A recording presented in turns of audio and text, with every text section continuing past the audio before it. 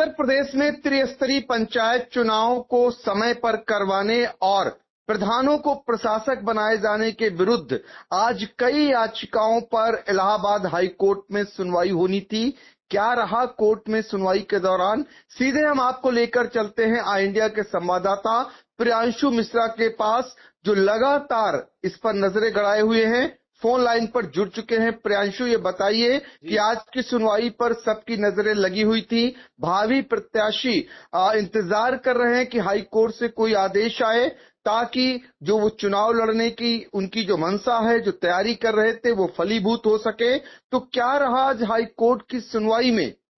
जी बिल्कुल, आपको बताना चाहेंगे सर, जो उत्तर प्रदेश के लाखों लाख भावी प्रत्याशी हैं, जो पंचायत चुनाव जल्द करवाने की मांग को लेकर लगातार जिन्होंने हाईकोर्ट में याचिकाएं दाखिल की, उनके सपनों पर सर कहीं न कहीं धुंध जैसी चढ़ती हुई दिखाई दे रही। वजह सर, इलाहाबाद हाईकोर्ट में लगातार डेट के बाद डेट मिलती जा रही है और दूसरी ओर इन जो भावी उम्मीदवार हैं, उनका ये कहना है कि सरकार का जो ढुलमुल रवैया है, उससे कहीं नहीं लग रहा है कि पंचायत चुनाव जो है अब विधानसभा चुनाव के पहले हो पाएंगे। आज की जो सुनवाई होनी थी, आपको बता दें, आज 24 अगस्त से सर इलाहाबाद हाई कोर्ट की डबल बेंच में सुनवाई होनी थी, जस्टिस अजीत कुमार और जस्टिस गरिमा प्रसाद की डबल बेंच में। और ये जो याचिकाएं थी, ये 9 याचिकाओं पर सुनवाई होनी थी, जिनमें दशरथ यादव, जिन्होंने प्रधानों को प्रशासक बनाए जाने के सरकार के आदेश के खिलाफ जनहित याचिका दाखिल की गई थी, उनकी याचिका। इसके अलावा अधिवक्ता इम्तियाज हुसैन, जिन्होंने सबसे पहले याचिका दाखिल की थी उत्तर प्रदेश में पंचायत चुनाव जल्द करवाने को लेकर, साथ ही साथ आशीष कुमार सिंह, पंचायती राज ग्राम प्रधान संगठन,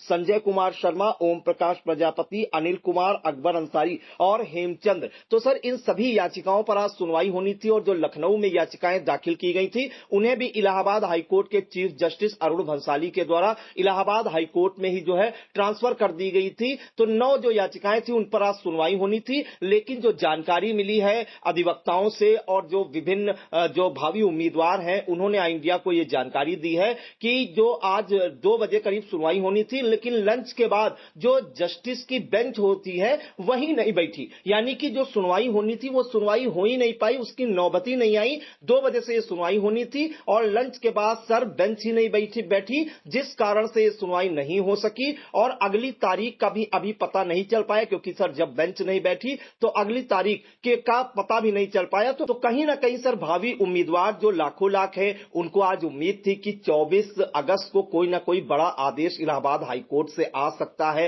पंचायत चुनाव करवाने को लेकर। उन्हें एक बार फिर से निराशा हाथ लगी, क्योंकि सर अगर सुनवाई होती तो कुछ ना कुछ जरूरी दिशा निर्देश दिए जाते आज इलाहाबाद हाईकोर्ट की तरफ से। ऐसी आशंकाएं भी थी और ऐसी उम्मीद भी लगाए बैठे थे जो भावी प्रत्याशी थे, लेकिन कहीं ना कहीं जो उन्हें उम्मीद थी, उनकी उम्मीदों पर कहीं ना कहीं पानी फिर गया और आज सुनवाई ही नहीं हो सकी। और बताया जा रहा है कि इलाहाबाद हाईकोर्ट में अगली सुनवाई कब होगी, इसकी जानकारी आज 24 अगस्त की देर शाम को होगी या अगले दिन 25 अगस्त को होगी। लेकिन सबसे बड़ा सवाल इस बार सर यही है कि इस बार जो सुनवाइयों की तारीख है वो जल्दी जल्दी लगाई जा रही थी, तो कहीं ना कहीं ये उम्मीद भी बंध रही थी कि पंचायत चुनाव जल्द करवाने को लेकर अब इलाहाबाद हाईकोर्ट की ओर से कोई बड़ा आदेश आ सकता है, सरकार को कोई इंस्ट्रक्शन दिए जा सकते हैं। 14 अगस्त को सुनवाई हुई, 19 अगस्त को सुनवाई हुई, उसमें जो एमिकस क्यूरी बनाए गए थे समीर शर्मा वरिष्ठ अधिवक्ता, उन्होंने समय भी मांगा था अदालत से कि उन्हें इस केस की अभी जानकारी पूरी तरीके से नहीं है। 17 अगस्त को ही उन्हें जो है इसकी जानकारी हो पाई है, वो पूरा केस रीड कर लें तो अदालत की मदद कर पाएंगे। तो माना जा रहा था कि वो कहीं ना कहीं खेवनहार बन सकते हैं, वो कोई ऐसी रिपोर्ट कोर्ट में पेश करेंगे जिससे भावी उम्मीदवारों के लिए कोई ना कोई जो है बड़ा आदेश आ सकता है पंचायत चुनाव करवाने को लेकर। लेकिन सर आज जब सुनवाई नहीं हुई तो कहीं ना कहीं भावी उम्मीदवार जो हैं, जो पंचायत चुनाव लड़ना चाहते हैं और जो गांव की जनता है जो पंचायत जिसकी सरकार बनाने में वोट करती है, उनके हाथ निराशा लगी है। दूसरी बात, सरकार ने सर लगातार जो है अपना ढुलमुल रवैया जो है जारी रखा। पहले एसआईआर को ढाल बनाया कि एसआईआर प्रक्रिया पूरी नहीं हो पाई, एसआईआर प्रक्रिया हो गई। उसके बाद मतदाता सूची के अंतिम प्रकाशन पर सर निगाहें टिकी थी कि मतदाता सूची का अंतिम प्रकाशन नहीं हो पाया, सरकारी मशीनरी जो है अंतिम मतदाता सूची के अंतिम प्रकाशन के लिए जो है काम कर रही है।